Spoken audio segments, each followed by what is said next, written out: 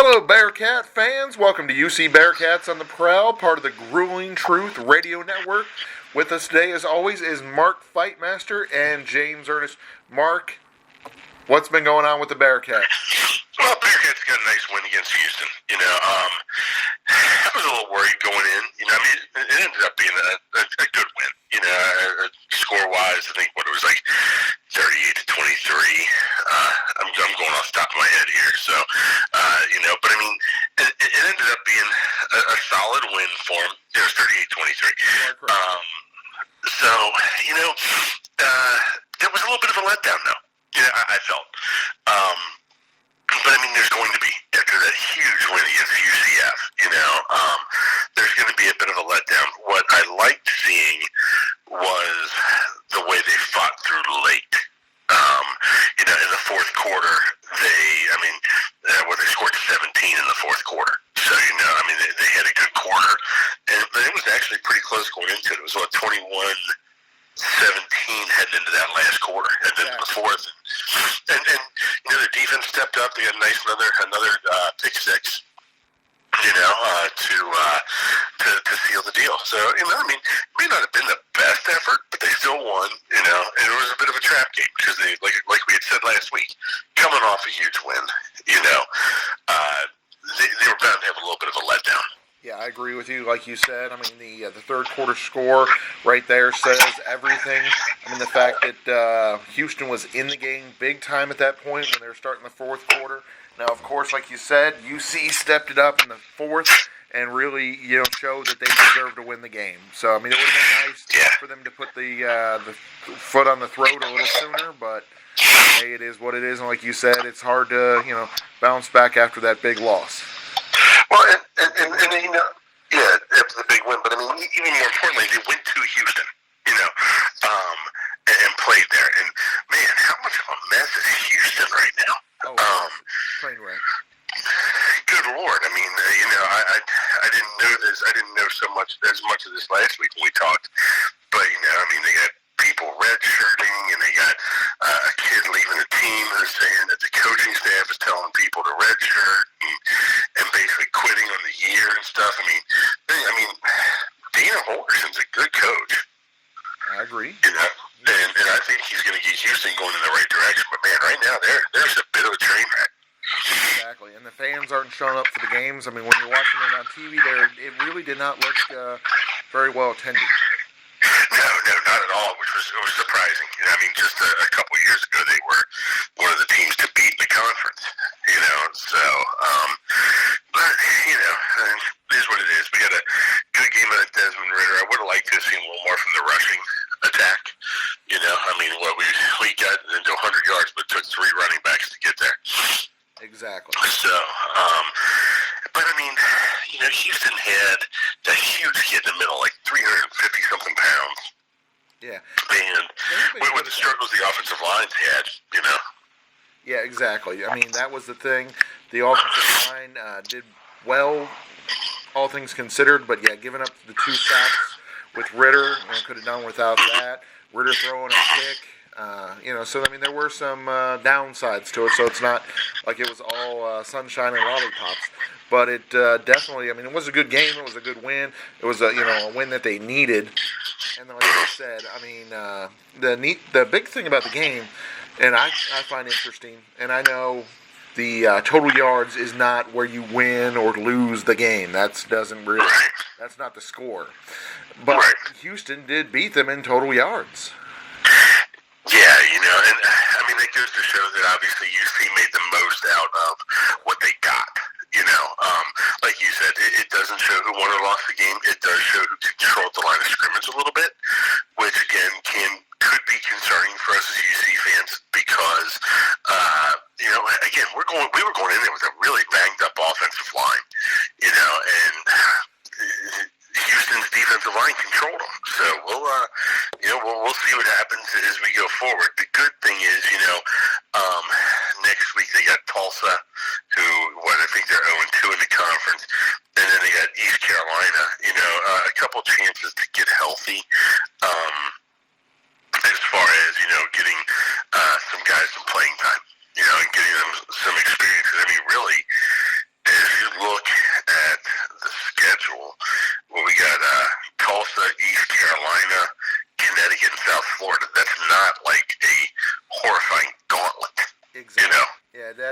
nice stretch. That's a good way to, like you said, to get healthy, to get fat, and to do some good things. I mean, Tulsa, they are 2-4. They've played some tough teams though. Outside of the conference, they played Michigan State, they played Oklahoma State. Yeah, I mean they got a win against Wyoming and they got a win against San Jose State. Those aren't really writing home about anything. And then of course in conference, SMU. That was a heck of a good game. That actually was a really interesting one. 3 overtimes. Yeah, that was a fun one. You know, a lot of stuff happened in that game. A lot of crazy stuff. If I remember right, that's the one where Tulsa ended up getting like a touchdown off a kickoff because a couple guys from SMU like watched it bounce into the end zone and didn't try to play it or something. It was strange, but yeah, you're right. It was a good game. Exactly. It was a very entertaining, very exciting game. And then of course they played Navy, which Navy they're different. They're the ones, right, that have the different offense. Yeah. They run that triple option. Yeah. And all the variations. So that can present a lot of problems. But yeah, going back to the Houston game, I mean, the real story, of course, was defense. Even though we gave up more yards, just like against UCF, it was more about bending and not breaking. And when they needed to, making the big plays. Hicks with 2 interceptions. I mean, that's huge.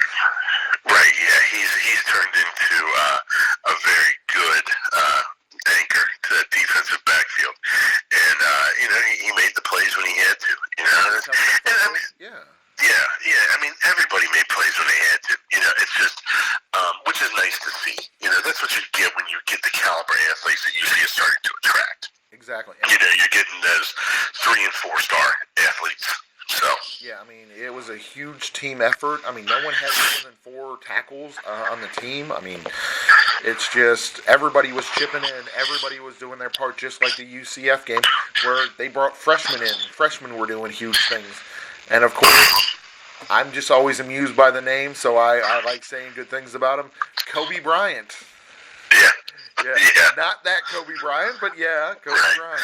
Yeah, Kobe Bryant nonetheless.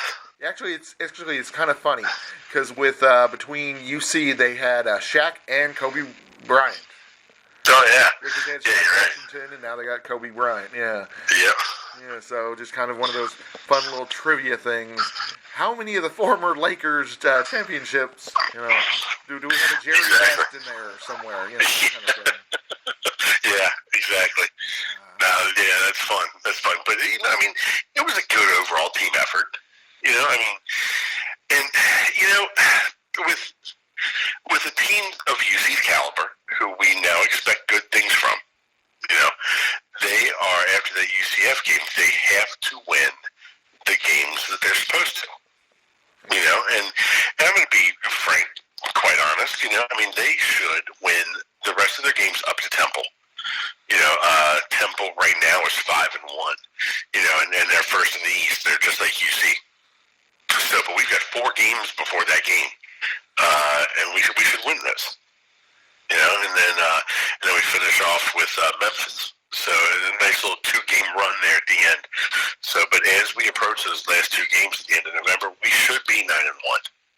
Exactly. But the good news about the Temple game is it's at home. It is senior night. So there's a lot of good things going into that. But you're right. Temple will be a challenge, and Memphis definitely be a challenge. And Memphis is that weird Friday game, just like UCF. Yeah. So, and I think that one's at Memphis, isn't it? That is, yeah. So, you know, and who knows what the atmosphere is going to be like there. You know, I mean, Memphis, you don't think football school. So, you know, but yeah, the good thing about the Temple game is it is here. Last year, you know, Temple played above their heads when they played against UC. Now, the thing is, this year, they're that much better. They were young last year. They've matured, just like UC has. So it's going to be a fun little game, you know, because we had a nice little rivalry building between those 2 schools for football. Exactly. Yeah, they've been the thorn in our side the last couple times that they've played. It really feels like. Mm-hmm. Oh yeah. You know, last year was, God, we were riding high last year, and I just feel that game was just such a letdown. You know, losing that game. So, but you know, we'll get a little payback this year. And then switching to basketball, Jared Cumberland was the preseason player or all-conference player. Yeah. And he's been, he's up for all the major awards, it really feels like. Well, and as he should be. He is talented. He plays at a good basketball school. He's had a lot of attention the past few years. It's going to be interesting how Coach Brannon's offense affects him and how if he is a bigger part of the scoring than he was with Coach Cronin, because that's the thing that they look for in those national awards. So it's good to see he's on there. And if I remember right, weren't the Cats picked third? Yes. In the conference at media day? Yes, they were. Okay, do you remember who was picked 1 and 2 offhand? I don't. Memphis was 1, and I want to say Wichita was 2. Okay, Memphis is 1. That's a good pick. We're not used to that because the last couple of years they haven't been good, but they were young. So. Yeah, and they're still young, but when you have probably one of the top 3, if not the number 1 overall draft pick, that's gonna put you up there on the. Same with one of their other players is probably projected to go somewhere right after the lottery. So they got 2 players that are going to be huge draft picks this upcoming season. So I will definitely be there on Thursday for that game. I was going to say, we were looking at the website, and UC actually has a really cool mini plan available. So you get to pick 3 of these games plus 2 remaining games. So you can't have all 5 games as the mini plan. You'd have had to have gotten season tickets for it. But you get Tennessee, UConn, Houston, Memphis, and Wichita State. So you can go to 3 of those. Oh, wow, okay. Yeah. That sounds like an awesome lineup. I'm planning on going to the Tennessee game. I'm looking forward to that because anytime SEC is, I know SEC is more football than basketball, but still. Yeah. And then, of course, UConn, Wichita State, both of those 2, that's a pretty good argument between, which one to go to there, because UConn is just such great history, and Wichita State has been so great of late. And then, the number 1 obvious pick is Memphis. Who doesn't want to go see that talent? Oh, that's, they're going to be good. So, especially, they're looking at starting 5 freshmen. Yeah. And so they are going to be young, but they're going to be fun. They're going to run all over and all that fun stuff. So it'll be good. It'll be good. That is a good deal. Exactly. That is a top-notch opportunity for fans to check that out. And, it should be a lot of fun. So, speaking of checking things out, of course, the game is, I want to say this week is 3:30, so it's about midday. They're going to celebrate the 2009 undefeated regular season team. So that'll be pretty interesting. Probably the majority of the guys will be there for that. Well, I would think, just putting this out there, but Notre Dame's on a bye. So what about Coach Kelly coming back? Oh, he is. Actually, I do remember. Yeah. I do remember them saying that, actually. Is he okay? Yeah. I'm going to be interested to see the reaction to him. I would think, and this is me, I'm a little older now, a little wiser. It's been 10 years. But I would think that this is going to be one of those situations where he may get more cheers than boos. I know that we were all stung by the way he left. We were all pissed off about the way he left us going to Notre Dame. But, think about it, quite honestly. He brought this program into prominence, and I really think the man deserves to be cheered. Exactly. At that day, honoring his team. And speaking of that team, Connor Barwin was on that team, wasn't he? I believe so, yes. Yeah, he just retired today. Oh. I saw, and I think it's his birthday, too. So he retired on his birthday. So maybe he'll be here to celebrate, too. That would be awesome. It'll be good. Yeah, fans should definitely check that out. There's still tickets available, and if not, actually on the post-ticket market, they're not that bad. They got them as low as $29. So. Oh, that's not bad. Yeah, that's very reasonable. And they might even still have some at the UC box office, so it's definitely worth checking out there. Maybe even find a better deal. And then, of course, you can listen to the game on ESPNU and 700 WLW. Yep. Yeah. The coaches and the critics say this is a top 25 team in the country, and it's not often that you get to watch a top 25 team. So I think people need to take advantage of that if they can. Exactly. And the nice thing is, like you said, with how the season's setting up for us, with having the next 4 games, all should be definitely wins. I mean, yeah, maybe even top 20, maybe even top 15. You know? Yeah. I mean, you never know. Yeah, I mean, I don't want to go crazy and go top 10 because, no matter what, they win all the rest of their games. And unfortunately, how college football is, even if they win all the rest of their games, it'd still be tough to get into the top 10. But right, yeah, but I mean, you can only play the games that you scheduled. Exactly. And you got to win the games that you can, and you go from there, and you see how it works. So it's it's been a fun season so far, and we still got plenty of it left. Sounds great. Any final thoughts before we sign off, Mark? No. I think we'll come away with a win this week. I don't think it's going to be. And again, it could be closer than we expect. It could be just a little bit of a letdown. I mean, at some point we got to remember these are kids, and it's hard to get fired up for every game when you're going against teams that aren't of the same caliber. So we'll see how they handle it. So you're saying, what are you thinking? I'd say UC by a couple touchdowns. Yeah, maybe 14. 28-14, somewhere in there. Yeah, I'm saying like 42-24, UC, that kind of thing. I agree with you. It's should be one-sided, and probably giving Tulsa a little more offense than they probably need. But yeah, it should be a good game, and hopefully our listeners will check that out. Yep, absolutely.